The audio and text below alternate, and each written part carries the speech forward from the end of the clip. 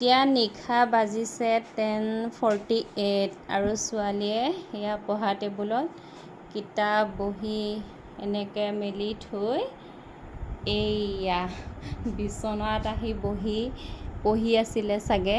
মই মানে ভাত খাই উঠি বাচন ধুই আছিলোঁ, তাই ইয়াতে পঢ়ি আছিলে আৰু অলপ চাগে টোপনি ভাৱ আহিলে নেকি। এতিয়া বহি কেইখন নাসামৰিলে আৰু বেচেৰি এনেকৈ টোপনি গ'লগৈ এনেকৈও কেতিয়াবা টোপনি যায় মানডেৰ পৰা পৰীক্ষা, এইফালে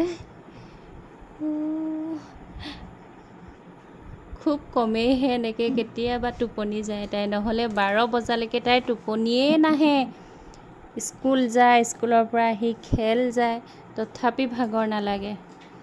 এইকেইদিন মানে জ্বৰ হৈ আছিলে যে এণ্টিবায়'টিক খোৱা দৰৱ, তাই চাগে অলপমান ভিতৰি ভাগৰুৱাও হৈ আছে। ইফালে মেথছ কৰি আছিলে, এনেকৈ আৰু বিচনাত পঢ়ি পঢ়ি টোপনি গুচি গ'লগৈ। বেয়াও লাগে আকৌ। কিমান ধুনীয়াকৈ টোপনি গৈছে দেহি ঐ। এতিয়া পৃথিৱীৰ সমস্ত কথা একো গম নাপায়। এনেকৈ আকৌ শুই থাকিলে বেয়াও লাগে,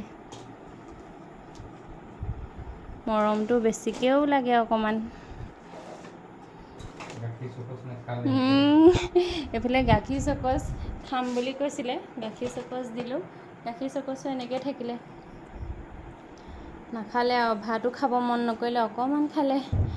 এইফালে মানে ডিক্সনেৰী উলিয়াই উলিয়াই নিজে EVS পঢ়ি আছিলে, যিবিলাক স্পেলিঙৰ মিনিং বুজি নাপায় নিজে নিজে চাই চাই এয়া পঢ়িলে অলপমান। মই ভাতত লাগিলোঁ, তাৰপাছত আৰু ভাগৰ আহিলত এনেকৈ শুই গ'ল বেচেৰি কেনেকৈ শুইছে চাচোন। বেয়াও লাগে খঙৰ সময়ত খঙো কৰোঁ, আকৌ যেতিয়া এনেকৈ শুই থাকে একদম বেলেগ বেয়া লাগে, মৰমো লাগে। চাচোন এতিয়া পৃথিৱী একো কথা গম নাপায়, এনেকৈ শুইছে ছোৱালীজনী। মই যে বাচন ধুই আছোঁ মই গম নাপাওঁ এনেকৈ তাই টোপনি গুচি গ'ল বুলি। তুমি যে অহাৰ আগে মই যে তোমাক ফোন কৰিছিলোঁ, তাই তেতিয়া লিখিয়ে আছিলে। তেতিয়াতো 10:15 হৈছিলে হয়নে?